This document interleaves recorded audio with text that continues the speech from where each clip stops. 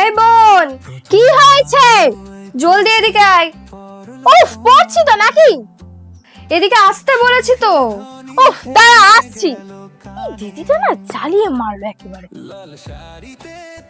উফ, কি হয়েছে বলতো? চ। কোথায়? আরে পাড়ায় পুজোর চাঁদাটা দিয়ে আসি, চ। না না, একই মা বাড়িতে নেই, পড়তে বসতে বলে গেছে। না না, আমি কোথাও যেতে পারবো না, মা বিশাল মারবে। আরে মাকে আমি সামনে নেবো, তুই চ তো, যা রেডি হয়ে আয়। খুন যে হবে। কি রে হলো?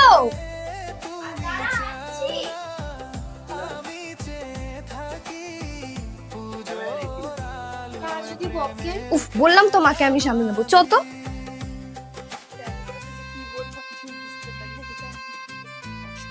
আরে ভাই, এখনো তো প্যান্ডেলের লাইট গুলোই প্রপার জ্বলেনি, জাজগুলো চলে আসবে, যে কি করিস তোরা? আর বারবার ফোন করতে হবে নাকি এখানে দাঁড়িয়ে? তা তোদের নিয়ে আর পারবো না, ভাল লাগছে না, এইভাবে কাজ করা যায় নাকি? আরে কে রে? ও আপনি? চাঁদাটা। ও আরে আপনি আমায় বলতেন, আমি চলে যেতাম, মানে আপনি কষ্ট করে কেন এলেন?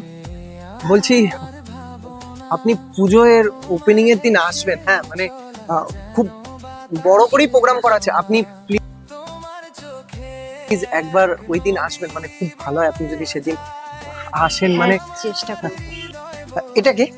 এটা বোন। আমার বোন কোথায় গেল? কোথায় গেল? চিন্তা করবেন না, আমি আছি তো। পাড়ার পুজো, পাড়ার অলি গলি সব আমার জানা, চলুন আমি খুঁজে দিচ্ছি, চলুন।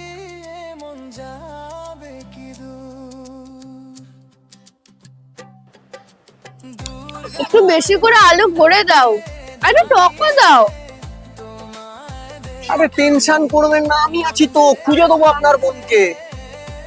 ওই দেখুন আপনার বোন ফুচকার দোকানে। তাই তো। কি রে, কোথায় চলে গেছিলি না বলে? আরে তোরা তো ওখানে কথা বলছিলি, আমার তো খুব খিদে পেয়ে গেছিল। কত হয়েছে তাহলে? আরে আপনাদের দিতে হবে না, আমি দিয়ে দিচ্ছি, আপনারা আমার অতিথি, আপনারা যান, আমি দিয়ে দেবো। কত হয়েছে দাদা? এইভাবে কেউ যায় না বলে? আরে তো কি করবো, খিদে পেয়ে এসেছিল তো। অঞ্জলিতে আসবেন কিন্তু।